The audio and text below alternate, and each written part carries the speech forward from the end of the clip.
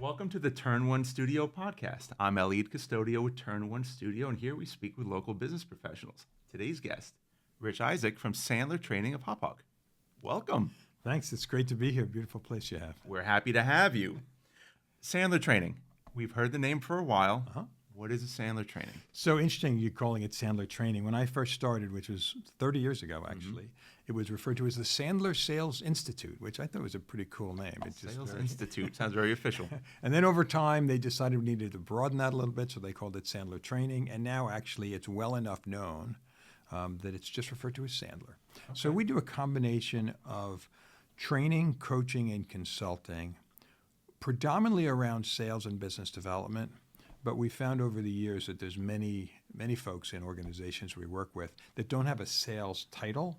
They might be in account management, they might be in a customer service role, but they might be leaders or managers, but they have some role in helping the business grow in the selling aspect, even if they don't call it that. For example, is that because they're public facing? Well, it's a combination of public facing, but also, for example, a lot of what I'll characterize as professionals, attorneys, accountants, architects. They're not salespeople, but they have to bring in the business. They still have to sell. So it's a broad range of a combination of those three things: training, coaching, and consulting, helping people put the right systems in place, for example, for managing the sales and business development function. Very cool. So what you mentioned accountants and those business professions, are those the types of businesses that you typically work with? Or? Yeah, it's very interesting that in the 30 years I haven't really counted. I should. Okay. Probably worked across 100 different industries. Wow. I just was telling you before I did a talk where there was about almost 50 people on this call, and it was from a great diversity of industries. Whether it's software or, as we mentioned, professionals like accountants, or they're photographers, or they're marketing professionals. And one of the questions we always ask is this: there's two schools of thought. Sales is sales. Doesn't matter what you sell. That's right. And the other thought is, well, my business is different. Okay. And in fact, they're both right? Sales is sales, but every business does have its uniqueness. So it's our job to cater the approach to the different industries. When I've spoken to folks about entrepreneurship, very often I'll come across people that started their business because they like doing the thing, right? They were kind of enchanted by the idea of the perceived autonomy, being able to do the thing that they love, and find out, if you want to say the hard way, that running a business also includes running a business. So with that, sometimes, again, it's been my experience that sometimes those people are reluctant salespeople. They don't really have an interest in sales, but they understand it's in effect a necessary evil for the viability of their business. Are there certain professions where you see more of that than others? Great question. I think that so many entrepreneurs, there was a famous book from the 1980s called The E-Myth, the entrepreneur myth. I read that. Which made that same point, that people who start these businesses doesn't mean they know how to run a business or necessarily grow a business from a selling perspective. So I think it's pretty industry agnostic. Okay. But when those folks start those businesses, I think you really hit the nail on the head. They view sales as somewhat of the necessary evil. And the thing that we find most interesting is they don't want to be, it's not their style to be what I would characterize as the traditional salesperson, who they perceive from their experience with salespeople as being somewhat aggressive or pushy. They see that as a negative. 100%. Yeah. And then what's interesting is if they don't know what else to do, then that's what they end up being. They end up being or thinking they're supposed to be this way. And one of the things we really spend a lot of time focusing on is allowing people to really be themselves. And that's the best way to sell, as long as they have some kind of a selling process, not a script. But I'd be happy to share some of those aspects with you. It's people trying to be something they're not is very obvious to the person that they're talking to. So with the lack of a sales system, we'll call it, they default to what they see on TV, what they've experienced in real life, as what they perceive sales to be. Exactly, well put. They default because they don't know what else to do. If someone were to say to them, so why should I buy from you? They're just going to go into whatever pitch they think they're supposed to give, Right. which is not what we would recommend. So, yeah, exactly right. They don't know what else to do, so they default. For example, everyone knows, generally speaking, that you're supposed to ask questions. Right.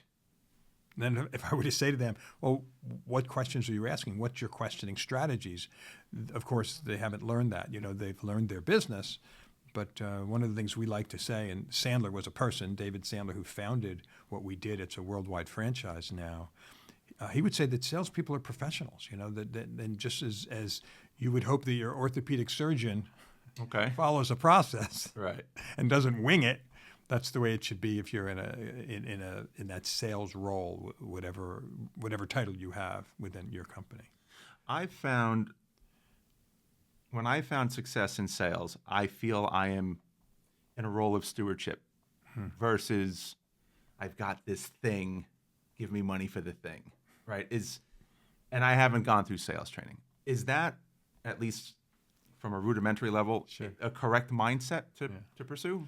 Well, one thing we find, Eliud, is a lot of people like yourself have sort of figured this out through trial and error and do a lot of things that we would recommend. You might not be able to name it within the system. But to answer your question specifically, I'll even go further than that.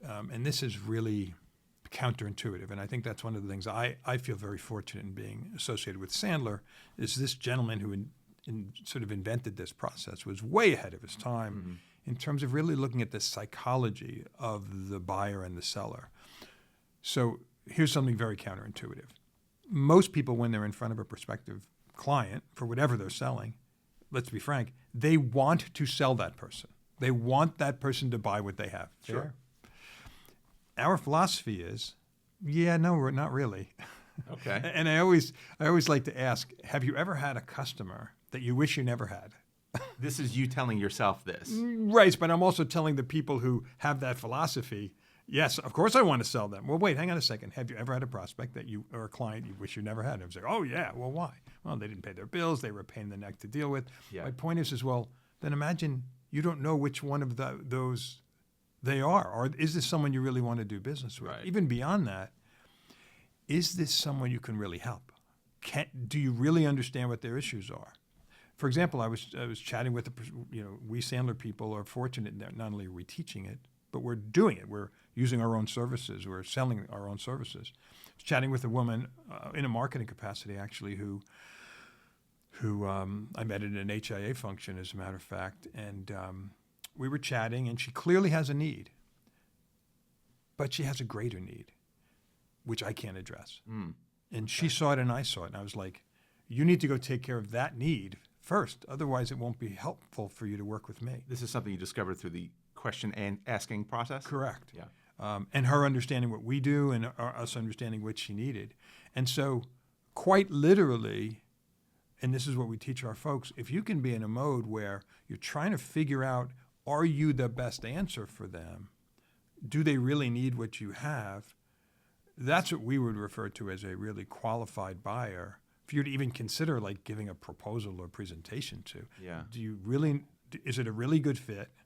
If it's not a good fit, we both want to one of our expressions, I use it all the time, is, Eliud, if it's not a good fit, we shake hands and we part friends, and that's perfectly fine.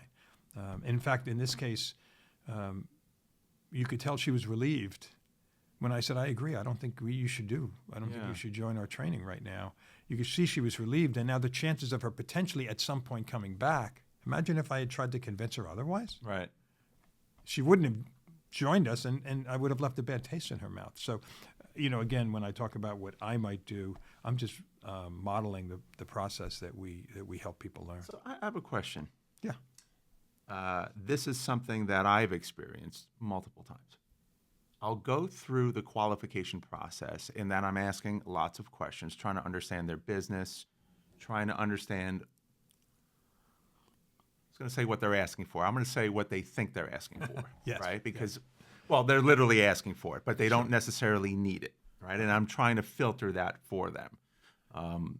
Very often, yes, I need, in our world, I need a website. I need to be on social media. I'd like to run a television commercial. You know, that podcasting thing sounds cool. Maybe you can produce my podcast. All right, that sounds awesome. Yes. But there's a order in which we should do this stuff based on what you have already, what your foundation looks like, et cetera, et cetera. So I know this from the years of doing this, and I try to ask those questions. So we'll go through that, and then in my mind, I'll have an idea of what they need. But I'm not the type to, let's pretend this is a phone call or a Zoom that we're doing, or even in person. I'm not typically the type to throw out a quote. I like to kind of digest it and also frame it in a proposal, right? Sure. But as part of the qualifying process, the one thing that I'm challenged with is getting an idea of what their budget can support, right. Especially with what we do. I'm not selling things that are off a shelf. Sure. Sky's the limit for what marketing could cost, right. Depending on what you can afford, right. And what makes sense and everything else. Yeah. So I try to find creative ways to get a sense of, hey, do you have an idea of what your budget is? And I usually disclaim that by saying, because yes. I don't want to propose something that's this 6-figure monster when you're only looking to spend a few bucks. And that's usually when it gets quiet. I'd like to think at that point I've earned enough of their trust that they're not thinking, well, he just wants a number so that he could make it that number, right? I want to know what's realistic here. But you can see there's a little friction, sure. Even with me trying to explain that to you. So what do you think someone in my situation would do with that? Yeah, extremely common across very many industries. So two things. Before I get to the budget question, I just want to note something. See, they say they want X, Y, and Z. Mm-hmm. Now, you're an expert in this. And you know that X, Y, and Z might not be ideal. Right. So one of the things that I think is important is we really believe you really can't convince anybody of anything. I mean, think about the political world right now. Right. Try convincing someone of something different. We believe that we have to help people discover things. So let me just give you an example of that. I actually had a meeting with a prospective client who has 4 or 5 people who do sales and business development in his company. And what became clear to me was he thinks these people need training. But no one's managing these people. He's a business owner running around doing 100 things. He meets them with them once in a while. But that's a bigger issue. Even if we train them, if someone's not holding them accountable, managing them, keeping track of what they're trying to do, helping them, coach them through deals. So how do I help him discover that he actually needs help developing a management system, have us manage his people for a while, help him hire a sales manager, which probably wouldn't be appropriate because he's too small for that. But how do I help him discover that when he doesn't even know he needs it? Right.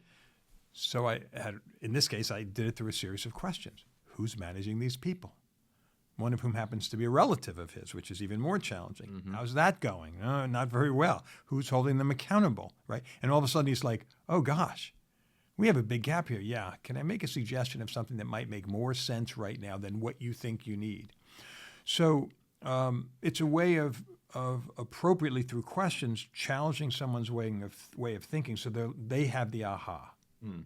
So understand that in your world, when someone is saying, I want X, Y, and Z, especially with the expertise you have, is to say, do I have permission to push back and share some other thoughts, right? And that, to me, I think can really build trust. So that's part A.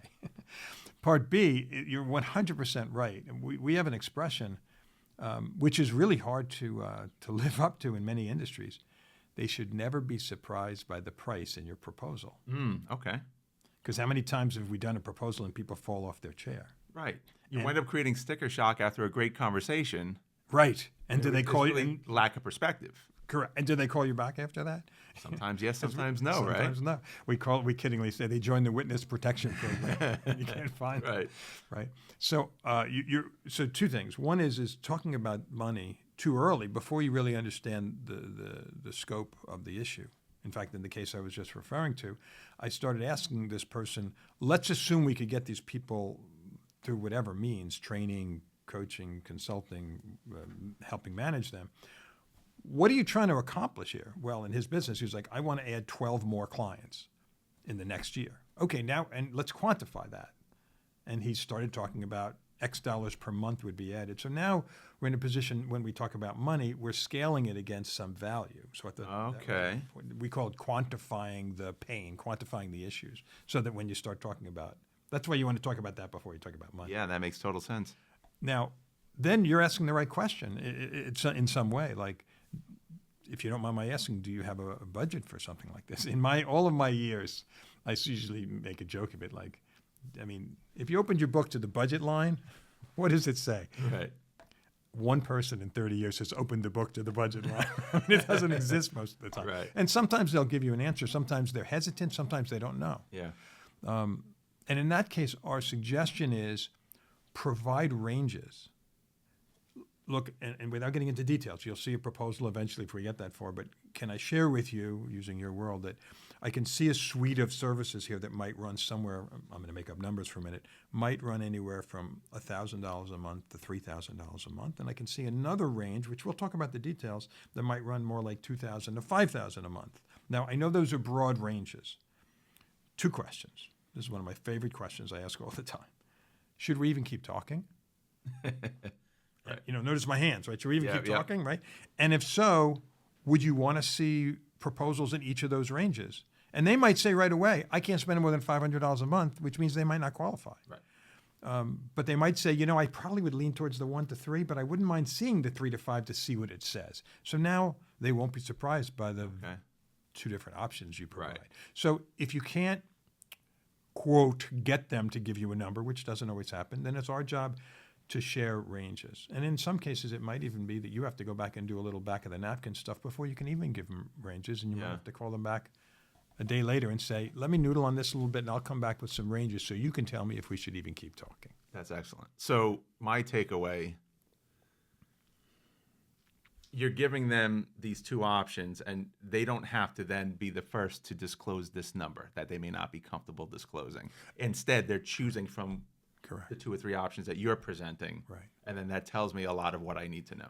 Right. And I think it's 2 things. They might be a little hesitant, even if you've built a lot of rapport, or they might not know. They just have no idea how much. Right. And that is often the case. It's the same thing in our world. They don't necessarily have a feel for it. They've never necessarily bought services like ours before. Yeah. Going back to what you said before, when we're talking about, so in your example, the client wants to bring on 12 additional clients, right? Are you discussing what that potential revenue looks like to establish that number to then frame this number? 100%. Right. So how much would that cost? You know, how much does that generate in revenue? How about profit? I might ask, right? Because if they happen to be a low margin services, adding $100,000 a month might be bupkis, right? It might be very little, or it might be tremendous. So yeah, I mentioned before the term that we use is, and we use the word pain. Don't take it literally. It just means a gap between where they are and where they want to be. Right. Some people are doing well but want to get better, so it's really more gain. But we want to quantify that. If we can't quantify it, and not all industries is it quantifiable. It might be more quantifiable, almost in some cases more emotionally, like, how upset does this make you, or how excited are you about this? Yeah. But if we can't get it, one of my funniest experiences, which became sort of a standard, sort of almost an approach that I use, if I'm sitting with someone and they seem like they have no emotion side to it, nah, things are good. Yeah, maybe I'd like to learn. I literally said to this couple who were running a business, I said, can we stop for a sec? And they're like, sure. It was Fred and Diane. I said, you know, very often when I'm talking with people, they're practically reaching across the table, grabbing me by the shirt collar and like, I need help. And I'm not hearing anything like that. Yeah. Like, it doesn't seem like this is a big deal. And literally Fred stood up, pounded the table and said, let me tell you the problem. And he just launched into it. And I, as I mentioned before, it's not our job to convince them. I literally said to him, Fred, you convinced me, right? They have to convince you at some level, in our humble opinion, that they're willing to put time and energy and effort into it, because it's not just money, right? It's going to take time. It's going to take effort. Is whatever they're thinking about doing, whatever the product or service is, important enough to them that they would go through the pain of changing, you know? So this sounds so logical. So it makes me think. It makes me ask myself, well, oh man, this makes all the sense in the world. Why didn't I just start off thinking that way? Is it, and maybe this is an impossible question because there's probably not one answer to this question, but I could see it often being you start a business, you have the quote unquote desperation of trying to get this thing off the ground. I need dollars coming in. Do you wind up squelching that type of confidence where I don't really need this unless it's the right fit because you're chasing the dollar? Is that how most of us get into the quote unquote bad habit of not doing that? Yeah. I appreciate you saying that it's logical because I think it really is. But it's counterintuitive because quite literally, if you were to ask anyone sitting across from a prospective client, hey, a little side conversation, do you want them to be your client? The answer is going to be yes. And as soon as they're in that mode, what they're doing is either that default, as we talked about, or pretty natural. And it definitely comes at the beginning from when we are a little bit desperate. David Sandler used to say, if you can position, I want to be careful about how I say this. If you can act as if you're financially independent and don't need the business. Now, the reason I say let's be careful, because I don't mean cocky. Hey, I don't need your business, right? But that if you can come off as confident, you can be selective. It'll draw people to you again. But as one of my clients who's done very well with Sandler, probably the most successful. He's in a very unique financial world, and he's literally making $1 million a year. Okay. Unfortunately, I'm not on commission from him. It would be great, but very rare. But in any case, he said to me recently, you know that whole thing about being financially independent, not needing the business? It's a lot easier to act that way when you actually are. That's what he said. But yes, to answer your question, I think that logical, yes, which is one of the things we love about what we teach, because very often, especially those folks who don't see themselves as classical salespeople, when we share with them our philosophy, they're like, you know what? I could do that. Right. That makes sense to me. They just didn't have another road to drive on. They don't have that map. They didn't know what they didn't know. That's right. Yeah. How'd you get into this? Great question. Well, I started as an engineer, believe it or not. My first job. Okay. I was an Aerodynamics engineer, believe it or not. That's cool. For Grumman Aerospace Corporation, which was the biggest employer on Long Island back in the early 80s. Were you out in Calverton? No, right here in Bethpage, under the famous Blue Ball, if you've ever driven by there, which is still there, I think. But after a few years, it became obvious that, quite literally, I joked that because my last review, I'm paraphrasing slightly, was Rich is a bright young engineer. If he would just learn to sit down and stop talking to people, it would be great. So I was much more social than sit behind my computer. So I got into actually what's referred to as product management or product marketing in several tech companies. I was with a company called Ademco, which made burglary and fire alarms for a few years. And my formative years were with a company called Symbol Technologies. Oh, yeah. Which was right down the road. You bet. And it was... I started with that company. It was like a $30 million company, and when I left, it was like $800 million 10 years later. It was a really great ride. And I'd done a lot of training on behalf of the company, product training, trade shows, and I really enjoyed it. Here's a little secret. I had never sold anything. I was brought out as the expert, to talk about the products. I would do the product, demonstrations with the sales folks, and didn't really know what I was doing, to be honest. But I loved people. And I loved training, and I said, I was a little tired of the bureaucracy of a fairly big company, and I had what one book we just talked about, the E-Myth, calls an entrepreneurial seizure, and went to zero income on purpose with 3 little kids. Thanks to my wife for helping support us during those first couple of years, and bought a Sandler franchise, which is sort of a blank piece of paper, and. And I've grown. I have a business partner, Rob Fishman, who's been with me now for almost 20 years, and a team of other folks. In fact, a few of them do what we call outsourced sales management, because we find a lot of those companies I was mentioning that have a small sales team and no one's really managing them, so we handle that on the side. In any case, it was a circuitous route to get there, but it's been a great joy. That's cool. I have to ask, because of what you do and what I do, how do you see the relationship between sales and marketing? Yeah. Well, we do know in a lot of companies, especially larger organizations, there seems to be some conflict between them, like the sales folks saying, like, where are my leads? Right? And the marketing people saying, like, I'm giving you leads, you just don't know how to close. Right. And I think really when it comes to the messaging, that getting alignment between the two, for example, in marketing and in sales, we find that there's a lot of focus on what we refer to as features and benefits. This cup is beautiful because it's the prettiest white you've ever seen. Right. But the real question is, why does someone need this cup? Of course, I'm using it as a terrible example, but what's the issue that they're having? And how does this solve it? And how does this solve it? And can we get the marketing messaging to match the sales messaging so that, for example, the marketing might include different pain points, issues that people might be having versus we're the best company in the world, you should buy from us. So I think that getting them to coordinate together and recognizing that marketing from a broad perspective is a combination of brand awareness and lead generation, and which are we trying to do? In Sandler, there's a corporate entity, that sort of formed all the franchises over time, and for a long time they were confused about which they were, and they spent a lot of time really helping the brand awareness side. So we franchisees didn't expect many leads and weren't getting them, and we were okay with that because we knew building the brand, the name, was more important perhaps. As I think I mentioned to you, I just did a talk recently here when I asked how many of you have heard of Sandler in the training capacity, not Adam Sandler, the actor. Yeah.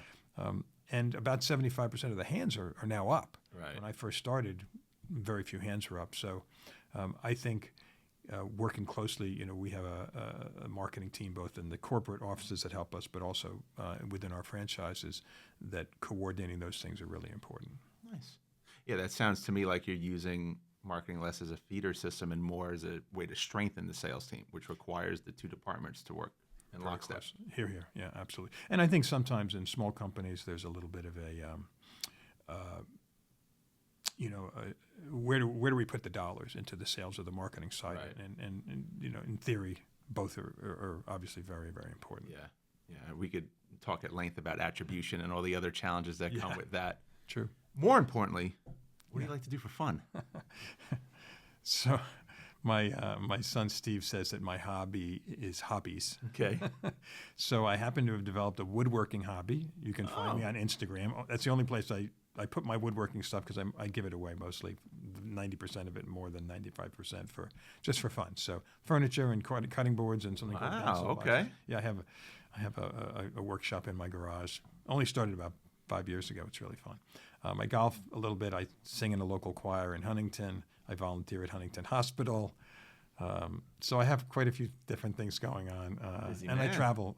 My wife and I travel quite a bit. Oh, that's very cool. Yeah. The woodworking, how'd you get into that? There was another Sandler colleague of mine who was really good at it, and I just got enamored with it. And I was like, tell me about that, Brad. And he told me what equipment to buy, and fortunately I was able to buy the table saw that won't cut off your fingers. Which Oh, that's an important one. Especially, I play the guitar too, so that's another one. Geez. I want to have my fingers, exactly. So yeah, and it's been a lot of fun. And if people will look at it and say, wow, you're so talented. I'm like, yeah, I think I've developed skill, which I think is different. You practice things, you can develop skill, but I copy a lot of ideas from different people, and if there's an original one here and there, it's an exception. But you're doing it. That's the yeah, key. Having a great time.